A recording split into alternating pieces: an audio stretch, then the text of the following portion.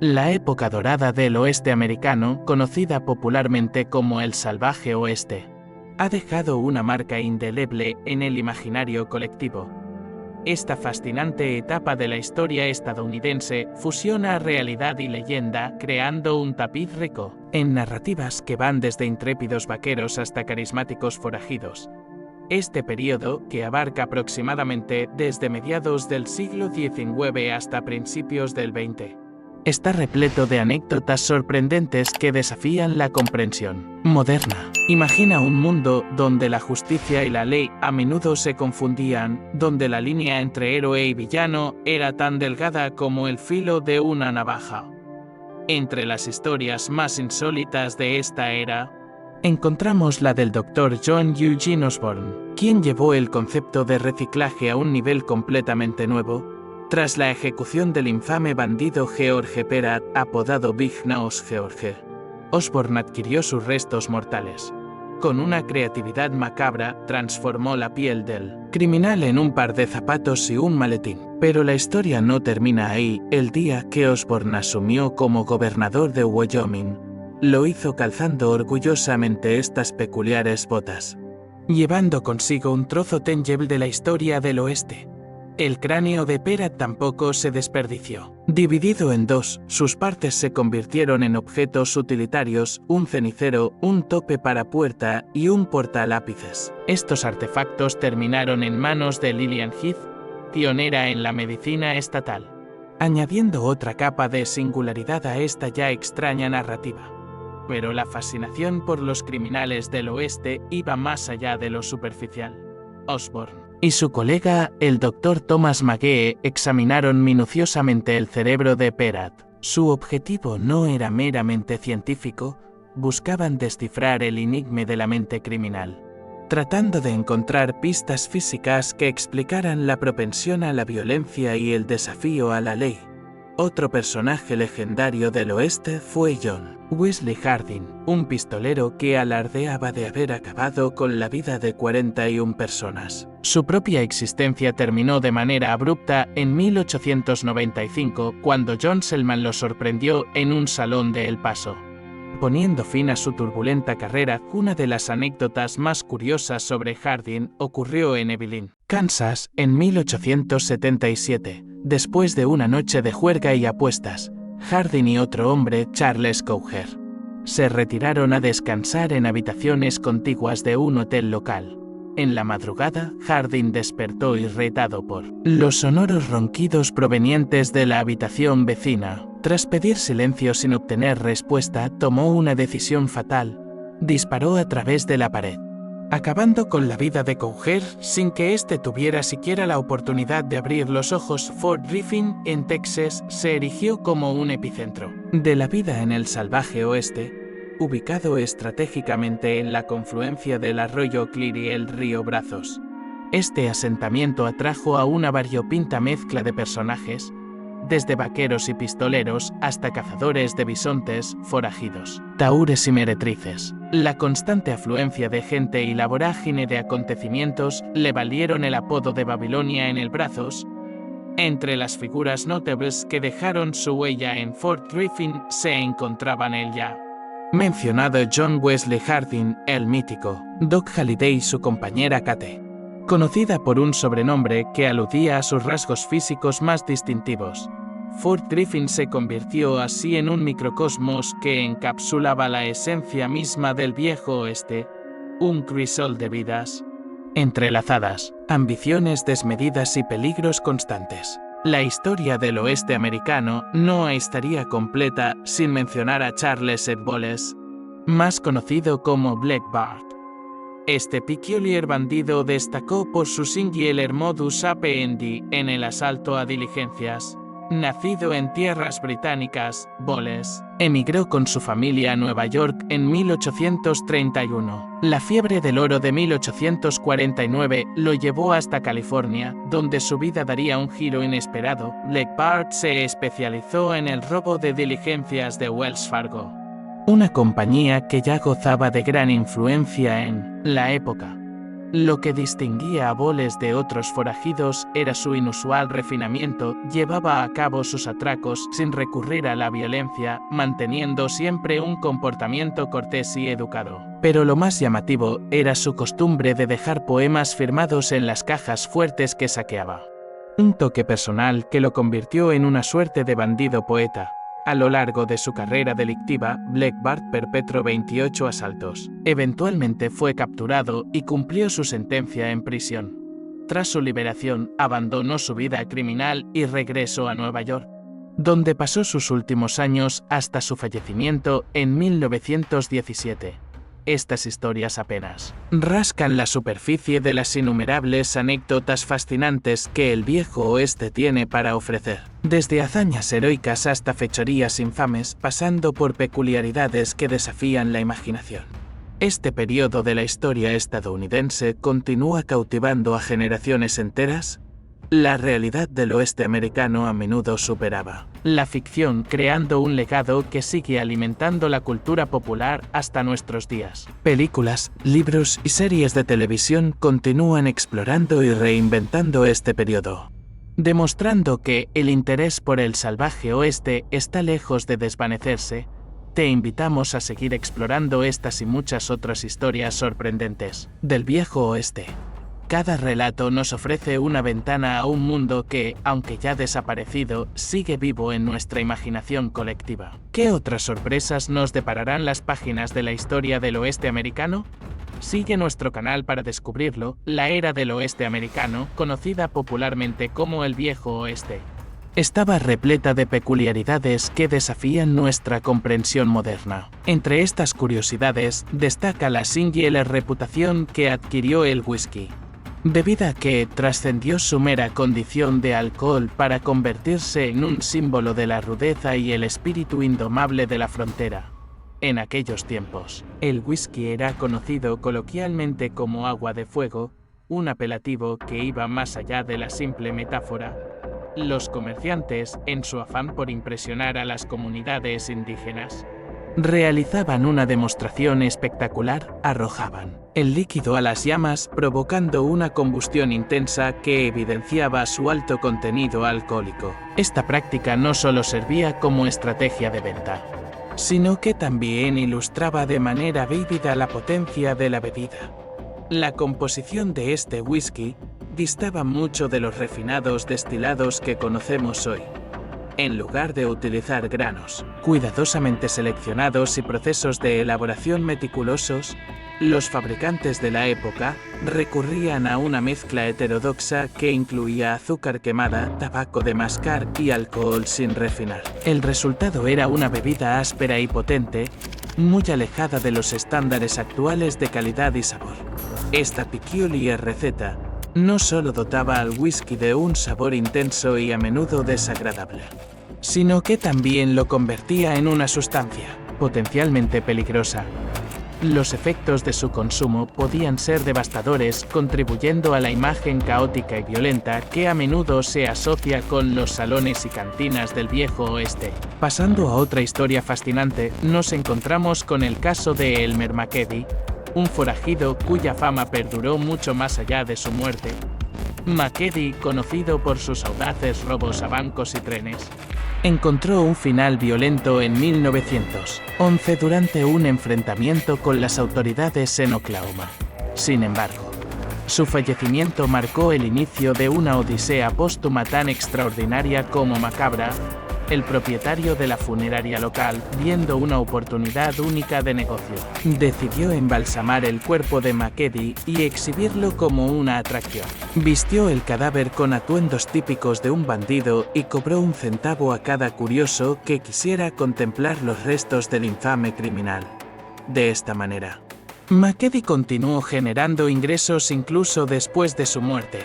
La historia dio un giro aún más extraño cuando dos individuos, alegando ser parientes del difunto, reclamaron el cuerpo. En lugar de darle un entierro digno, estos supuestos familiares incorporaron a McKeddy a un espectáculo itinerante, convirtiéndolo en una atracción de feria ambulante. Durante décadas, Los restos del forajido pasaron de un carnaval a otro, perdiendo gradualmente su identidad en el proceso que el periplo del cuerpo de McKevitt llegó a su fin en 1949 cuando fue descubierto en un almacén de Los Ángeles. Sin embargo, la identificación y el entierro adecuado del forajido no se produjeron hasta varias décadas después, poniendo fin a una de las historias más inusuales y prolongadas de la era post-mortem en el Viejo Oeste. La saga de los hermanos James, Frank y Jesse ocupa un lugar prominente en la mitología del oeste americano. Aunque Jesse James es quizás el nombre más reconocido, muchos consideraban a su hermano mayor, Frank, como el más implacable de los dos. Juntos formaron la infame banda James y Young, responsable de una serie de robos audaces y a menudo sangrientos, que aterrorizaron a bancos y civiles por igual. Tras el asesinato de Jesse en 1882, Frank James tomó una decisión sorprendente que marcó un giro radical en su vida. En un acto de rendición pública, se presentó ante el gobernador de Missouri, resumiendo su turbulenta existencia con una frase que capturaba la esencia de su vida como forajido. Viví literalmente en la silla de montar. Nunca conocí un día de perfecta paz. Sometido a juicio por sus crímenes, Frank James logró la absolución, un veredicto que le brindó la oportunidad de reinventarse. A partir de ese momento, se esforzó por distanciarse de su pasado criminal, adoptando una variedad de ocupaciones legítimas durante las 3 décadas siguientes. Su fallecimiento en 1915 marcó el final de una vida que había transitado desde los extremos de la violencia hasta una relativa tranquilidad, ejemplificando la compleja naturaleza de la redención y la transformación personal. En el contexto del Viejo Oeste, James Kyle Miller, también conocido como Dick and Jim, se ganó la reputación de ser uno de los criminales más temidos del oeste americano. Oficialmente, se le atribuyeron 14 asesinatos, aunque algunas estimaciones elevan esa cifra a 50. Entre sus supuestas víctimas se encontraba Pete Garrett, el hombre que pasó a la historia por dar muerte a Billy Sackett. Aunque esta afirmación sigue siendo objeto de debate entre los historiadores, lo que hacía a Miller particularmente intrigante era su aparente dualidad. A diferencia del estereotipo del forajido rudo y desaliñado, Miller no bebía ni fumaba y era un miembro activo de la Iglesia Metodista, llegando incluso a asistir a los líderes religiosos en sus tareas. Esta faceta piadosa contrastaba fuertemente con su brutal historial criminal, creando una imagen contradictoria que fascinaba y aterrorizaba a sus contemporáneos por igual. La leyenda de invencibilidad de Miller tenía una base real. Sobrevivió a 4 disparos en el pecho gracias a una placa de acero que llevaba oculta bajo su ropa. Esta precaución le otorgó una ventaja significativa en sus enfrentamientos, contribuyendo a su aura de invulnerabilidad. Sin embargo, la suerte de Miller llegó a su fin en 1909. Cuando fue capturado y ahorcado por sus crímenes, su ejecución puso fin a una de las carreras criminales más notorias y contradictorias del Viejo Oeste, dejando tras de sí un legado que continúa captivando la imaginación de quienes estudian este periodo histórico. En 1870, un episodio escalofriante tuvo lugar en un parador situado entre Elizabethtown y Taos, en Nuevo México. El establecimiento era regentado por Charles Kennedy y su esposa Rose, de origen Ute. La pareja tenía un hijo de 5 años que, en un momento de quende infantil, reveló a un viajero recién llegado una terrible verdad. Su padre era un asesino y planeaba acabar con la vida del huésped. Las palabras del niño resultaron ser trágicamente ciertas. Kennedy, sin vacilar, le disparó al viajero. Para asegurarse de que su crimen permaneciera en secreto, también asesinó a su propio hijo, silenciando así al único testigo de su acto atroz. Este incidente marcó el inicio de una serie de crímenes que convirtieron a Kennedy en uno de los asesinos más notorios de esa región del Viejo Oeste. A medida que pasaba el tiempo, todos aquellos que se cruzaban en su camino corrían la misma suerte fatal, alimentando una ola de terror que se extendió por la zona. La historia de Kennedy ilustra la cara más oscura del oeste americano, donde la ley a menudo brillaba por su ausencia y la violencia podía desatarse en los lugares más insospechados. Este episodio, junto con muchos otros similares, contribuyó a forjar la imagen del oeste como una tierra salvaje y peligrosa, donde la línea entre la vida y la muerte podía ser cruzada con aterradora facilidad. Estas historias del viejo oeste, con su mezcla de violencia, supervivencia y ocasional redención, continúan fascinando a las audiencias modernas. Reflejan un periodo de la historia estadounidense marcado por extremos, donde la ley y el orden luchaban por imponerse en un territorio vasto y a menudo inhóspito. La complejidad de estos relatos nos recuerda que la realidad del oeste americano era mucho más matizada y turbulenta de lo que a menudo se representa en la cultura popular. Desde asesinos que asistían a la iglesia hasta cadáveres que se convertían en atracciones de feria. Estas anécdotas desafían nuestras nociones preconcebidas y nos invitan a reexaminar este fascinante periodo histórico. Te animamos a seguir explorando estas y otras historias sorprendentes del viejo oeste. Cada relato nos ofrece una nueva perspectiva sobre una era que, aunque ya pasada, sigue ejerciendo una poderosa influencia en nuestra imaginación colectiva. ¿Qué otros secretos y curiosidades nos depararán las páginas de la historia del oeste americano? No dejes de seguir nuestro canal para descubrirlo. El viejo oeste americano, una época que sigue cautivando nuestra imaginación, está repleto de historias que desafían la comprensión moderna.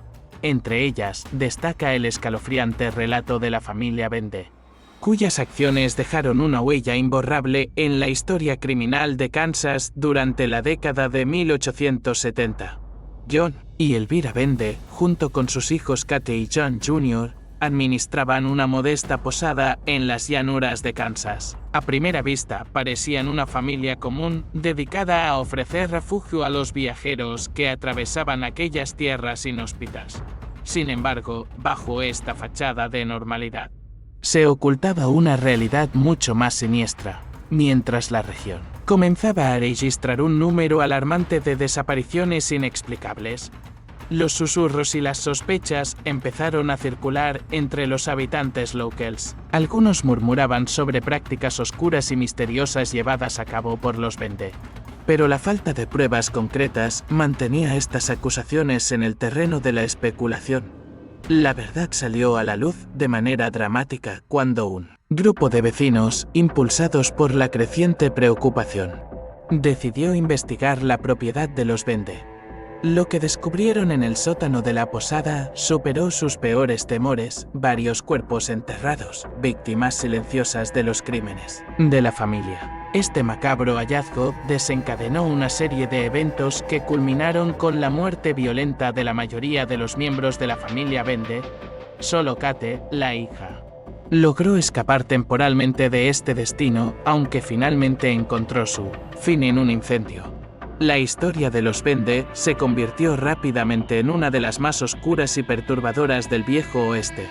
Un recordatorio escalofriante de los peligros que acechaban en los rincones más insospechados de la frontera americana. Pasando a otro aspecto fascinante de la vida en el viejo oeste, nos encontramos con las peculiares costumbres de los jugadores de cartas. En un mundo donde la violencia podía estallar en cualquier momento, estos taúres desarrollaron estrategias para protegerse. Incluso durante sus partidas era común que los jugadores eligieran cuidadosamente su posición en la mesa, prefiriendo sentarse de espaldas a la pared y con una vista clara de la puerta principal. Esta táctica les permitía mantener un ojo vigilante sobre cualquier amenaza potencial, dificultando los ataques sorpresa o la aproximación de enemigos. Sin embargo, incluso las precauciones más meticulosas no siempre garantizaban la seguridad. James Buckley Hickok, más conocido como Wild Bill, aprendió esta lección de la manera más dura.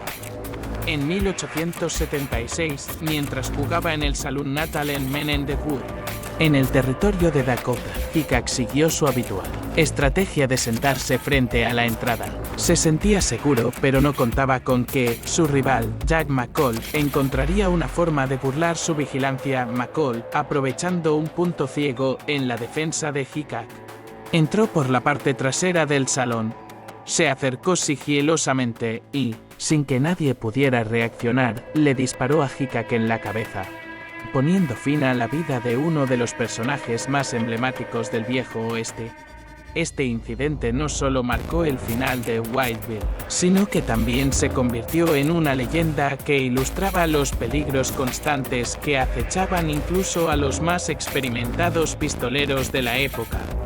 La historia de Mary Catherine Aroney, mejor conocida como Narigona Kate, es un fascinante ejemplo de las vidas complejas y cambiantes que caracterizaban al viejo oeste. Nacida en el seno de una familia adinerada, Kate experimentó una serie de giros dramáticos en su vida que la llevaron desde una infancia privilegiada hasta convertirse en una figura legendaria del oeste americano. Tras perder a sus padres a una edad temprana, Kate creció bajo el cuidado de otra familia. Su vida dio un vuelco significativo cuando, ya viuda, decidió trasladarse a Texas. Allí, lejos de su pasado acomodado, encontró trabajo como bailarina y prostituta, sumergiéndose en un mundo muy diferente al que había conocido en su juventud. Fue en este nuevo entorno donde Kate se cruzó con John Henry Doc Holliday, el famoso pistolero y jugador que más tarde se convertiría en aliado de Wyatt Earp en el legendario tiroteo de Lo Cat Corral. La relación entre Kate y Holliday fue intensa y turbulenta, llevándola a involucrarse en situaciones peligrosas y, al margen de la ley. Uno de los episodios más notables de su vida junto a Holliday ocurrió cuando Kate incendió deliberadamente un almacén. Esta acción audaz tenía como objetivo distraer a las autoridades y facilitar la fuga de Holliday de la cárcel, evitando así que enfrentara un castigo más severo. Este acto no solo demostró la lealtad de Kate hacia Holliday, sino también su disposición a tomar riesgos extremos por aquellos a quienes apreciaba. La vida de Narigona Kate es un testimonio de la naturaleza cambiante y a menudo contradictoria de las experiencias en el viejo oeste. Pasó de ser una joven de buena familia a convertirse en una figura del submundo del oeste, demostrando una capacidad de adaptación y supervivencia notable en un entorno frecuentemente hostil y peligroso. En el viejo oeste, hasta los elementos más cotidianos podían tener múltiples funciones. Y el pañuelo es un excelente ejemplo de ello. Lejos de ser un simple accesorio de moda, el pañuelo era una herramienta versátil e indispensable para la vida en la frontera. En las polvorientas rutas del ganado, el pañuelo servía como protección contra el polvo y el sol abrasador, evitando quemaduras y manteniendo la cara limpia. Durante las noches frías, se convertía en un abrigo improvisado para las orejas. Su utilidad se extendía incluso a tareas prácticas como sostener objetos calientes sin quemarse. Pero quizás su uso más intrigante era como máscara improvisada. Con un simple movimiento, un vaquero o un forajido podía transformar su pañuelo en una cubierta facial, ocultando su identidad durante un robo o cualquier otra actividad ilegal. Esta versatilidad convertía al pañuelo en un símbolo de la astucia y la adaptabilidad necesarias para sobrevivir en un ambiente lleno de incertidumbres y peligros. La historia de Ellis Ives, conocida como Puck Ellis, es un fascinante relato de reinvención y éxito en el mundo masculino del viejo oeste. Nacida en Inglaterra, Ellis llegó a Estados Unidos en 1865 con su familia. Después de dejar el internado donde estudiaba, se aventuró hacia Colorado, donde su vida tomaría un giro inesperado. Fue en los salones de Colorado donde Ellis descubrió su pasión y talento por el póker, aprendiendo el juego en establecimientos locales, incluyendo el lugar regentado por Bob Ford, el hombre que acabó con la vida de Jesse James. Ellis desarrolló rápidamente una habilidad excepcional para las cartas. Con el tiempo, la destreza de Ellis en el póker se hizo legendaria. Su talento le valió el apodo de Puck Ellis, y su fama creció exponencialmente cuando, en una sola noche, logró ganar la asombrosa suma de $6,000, una cantidad verdaderamente considerable para la época. Pero el éxito de Ellis no se debía únicamente a su habilidad con las cartas. También utilizaba su carisma y encanto como herramientas estratégicas. distrayendo a sus oponentes y ganándose un público fiel en los salones donde jugaba. Su presencia en la mesa de póker era tanto un espectáculo como un desafío para sus rivales. Sin embargo, la historia de Polk Ellis tomó un giro dramático en 1910. Ese año, Ellis se vio involucrada en un incidente violento que resultó en la muerte de un soldado por disparo dentro de su propio regimiento. Este suceso llevó a su arresto y marcó el final de su carrera como jugadora profesional de póker. La vida de Ellis Ives encapsula muchas de las contradicciones y complejidades del viejo oeste. Pasó de ser una joven inmigrante a convertirse en una figura legendaria en un mundo dominado por hombres, demostrando una mezcla de habilidad, carisma y determinación. Su historia es un testimonio de las oportunidades y los peligros que caracterizaban la vida en la frontera americana, donde el destino podía cambiar tan rápidamente como las cartas en una partida de póker. Estas historias del viejo oeste, con sus giros inesperados y personajes fascinantes, continúan cautivando nuestra imaginación. Desde familias asesinas ocultas tras una fachada de normalidad hasta jugadores de póker que se convirtieron en leyendas, cada relato nos ofrece una ventana a un mundo que, aunque ya desaparecido, sigue vivo en nuestra cultura popular. Te invitamos a seguir explorando estas y muchas otras historias sorprendentes del viejo oeste americano. Cada anécdota, cada personaje, nos ayuda a comprender mejor la complejidad de una época que definió gran parte de la identidad estadounidense. ¿Qué otros secretos y curiosidades nos depararán las páginas de la historia del oeste? No dejes de seguir nuestro canal para descubrirlo y sumergirte en más relatos fascinantes de esta era legendaria. La historia del viejo oeste está llena de personajes intrigantes y Pearl Harbor, nacida en Canadá, es sin duda una de esas figuras fascinantes. Su interés por esta región se despertó a los 17 años tras asistir a una presentación del icónico Buffalo Bill, impulsada por una mezcla de emoción y una ansiedad por descubrir lo desconocido. Dejó su hogar y emprendió un viaje a Arizona, donde su destino la llevó por caminos sorprendentes e inesperados. En Arizona, Pearl conoció a Joe Booth y juntos formaron un dúo dedicado al robo. En 1899, decidieron asaltar una diligencia, un acto que, aunque bien planeado, no salió como esperaban. Perdidos en el desierto, las condiciones adversas y la falta de experiencia los llevaron a ser capturados eventualmente. Lo que hacía este arresto particularmente llamativo era que Pearl fue solo la segunda mujer en intentar un crimen de esta naturaleza, pero la primera en vivir para contarlo. La llegada de Hart ante la justicia generó gran interés, no solo por su juventud y osadía, sino también porque las prisiones de la época sencillamente no estaban preparadas para albergar a mujeres. Este hecho contribuyó en su salida anticipada, después de cumplir apenas 18 meses tras las rejas. Su aventura delictiva y breve encarcelamiento subrayan las muchas limitaciones y desajustes del sistema judicial de aquella era, además de resaltar las curiosas excepciones que a veces beneficiaban a las infractoras del viejo oeste. El Pony Express fue un fenómeno notable de aquella época, buscando reducir drásticamente el tiempo de comunicación en un territorio vasto y disperso. La operación cubría más de 3.150 kilómetros de extensión a lo largo de una ruta comprendida entre Missouri y Sacramento. Sorprendentemente, este trayecto se completaba en aproximadamente 10 días, un logro logístico impresionante para el 1860. Esta red comenzó a operar oficialmente entre 1860 y 1861, y dependía de un sistema riguroso y planificado de relevos cada 12 millas. Muchos jinetes cambiaban de caballo para garantizar que la correspondencia y los periódicos continuaran su camino a velocidad máxima. Sin embargo, a pesar de su eficiencia, el Pony Express duró poco. Tras solo 18 meses operando, problemas financieros causaron pérdidas sustanciales y el servicio postal optó por reutilizar diligencias para el tránsito de correspondencia. Este breve pero histórico intento refleja la pasión y velocidad con la que el oeste buscaba mantenerse comunicado. siempre superándose a sí mismo en posibilidades tecnológicas.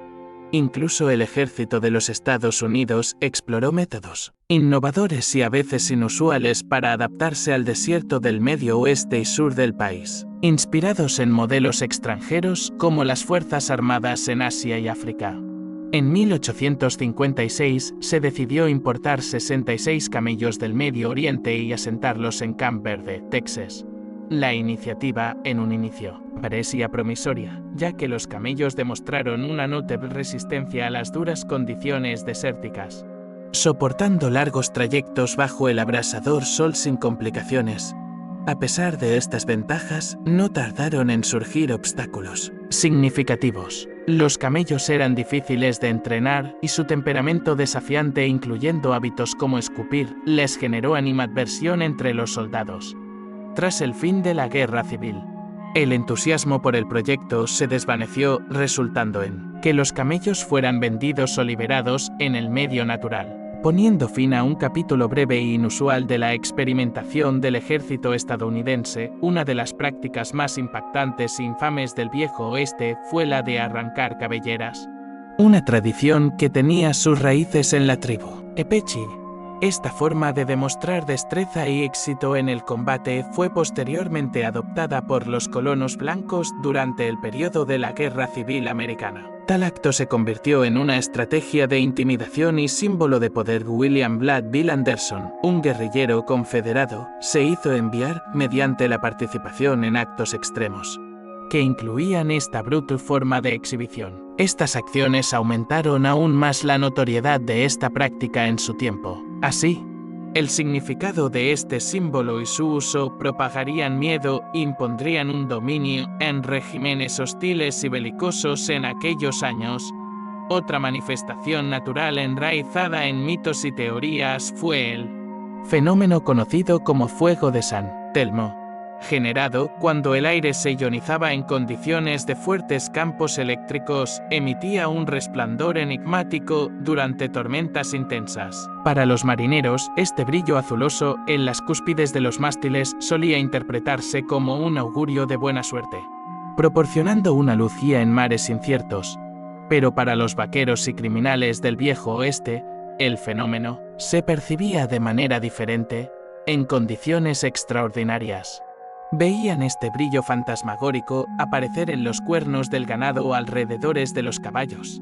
Tal visión era capaz de sembrar una ola desconcertante y sobrecogedora, basada en supersticiones y miedo a lo desconocido. Algunos comenzaban a recelar de sus propios animales, percibidos entonces como portadores de un presagio inquietante.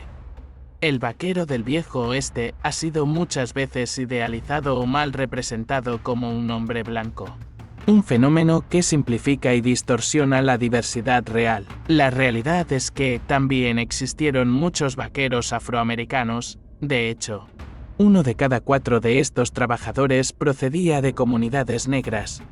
Estos vaqueros eran piezas esenciales en el engranaje de los grandes ranchos de la época, realizando tareas básicas como conducir el ganado, herrar y remarcar el ganado, domar caballos salvajes e incluso competir en rodeos. Durante la Guerra Civil, los agricultores blancos enlistados en combate dejaban sus propiedades bajo la administración de esclavos emancipados quienes, ante la ausencia de los propietarios, asumían el control total de las operaciones diarias. Al término del conflicto y con la abolición, muchos de estos hombres experimentados en la vida de vaquero continuaron en esta ocupación, consiguiendo una fuente de ingresos y una medida de independencia en un mundo que cambiaba. Su importante aporte ha sido históricamente subrepresentado, pero fue indispensable en dar forma al desarrollo y progreso de la región oeste de los Estados Unidos.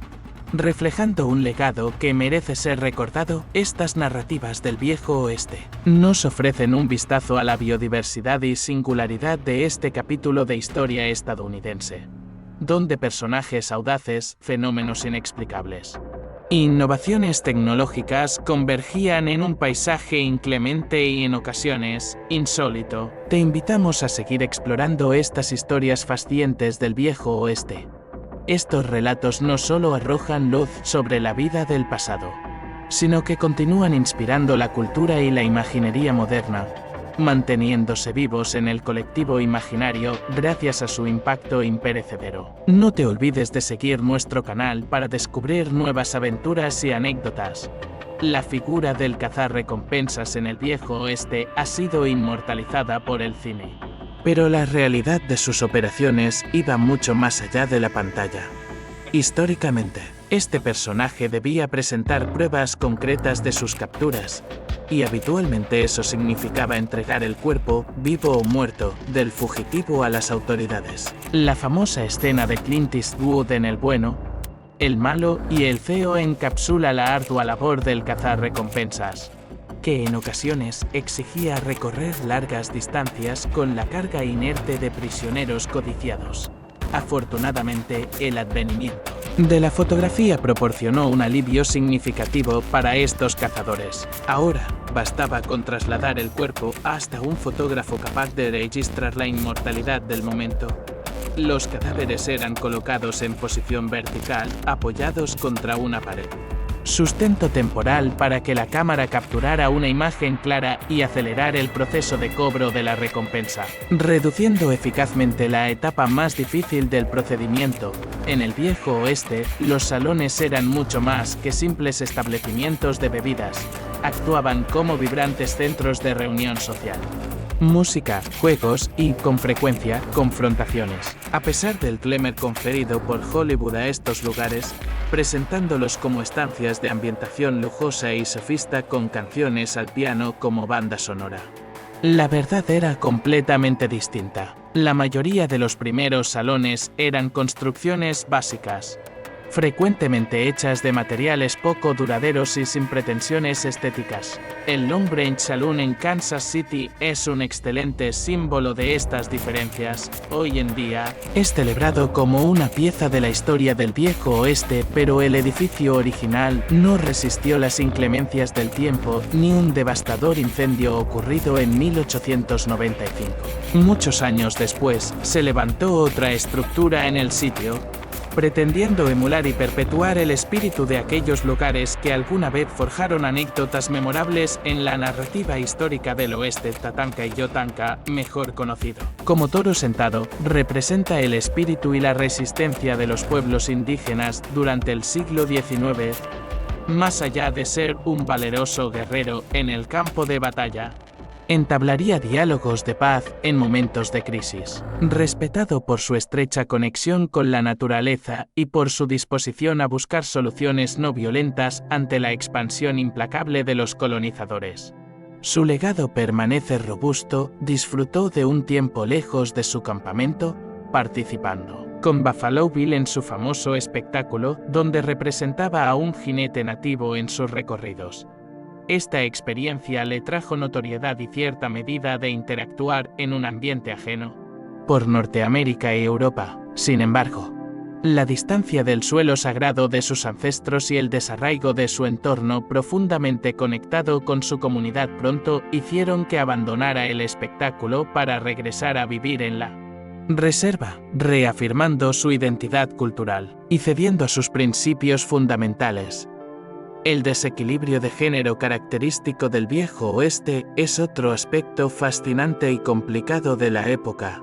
La presencia femenina era escasa, particularmente en comparación con el número de hombres presentes en las incipientes ciudades. En algunos lugares existían 9 hombres por cada mujer, y para contrarrestar este déficit obviamente desigual, muchos salones contrataban mujeres para actuaciones de canto, baile o incluso para socializar con los clientes. Esto no solo ayudaba a mantener una atmósfera amena y llena de vida, sino que también incentivaba el consumo de bebidas, aumentando las ganancias del establecimiento. Si bien algunas de estas mujeres trabajaban en la prostitución, muchas otras lograban forjarse un respeto propio, comprometiéndose en ambientes difíciles y obteniendo un espacio único en un mundo riguroso marcado por desequilibrios significativos de género. Jerónimo Insigne líder Epechi se estableció como símbolo heroico de resistencia indígena frente al fuerte avance territorial de Estados Unidos y México. Nacido en Sonere, México, su lucha se extendió en las áreas circundantes de Nuevo México, donde se dedicó a salvaguardar su tierra natal contra el cada vez más apremiante confinamiento y conquista de sus raíces culturales. A pesar del hostigamiento constante a través de leyes y ejércitos opresivos, su resistencia fue heroica. Pero después de agotar sus fuerzas y ser finalmente derrotado, Jerónimo se reconcilió con nuevas realidades. Abrazando el cristianismo como un camino hacia la paz personal, se reinventó vendiendo arcos, flechas y imágenes autografiadas, demostrando ingenio al adaptarse y encontrar formas de sobrevivir en circunstancia adversa. Su historia refleja no solo la lucha por la supervivencia, sino también el desafío eterno de preservar la cultura indígena intacta en un entorno en cambio permanente y hostil. Si te gustan las historias curiosas del pasado, no olvides seguir el canal para que podamos crear más contenidos. Si llegamos a 1000 suscriptores, tendremos videos todos los días.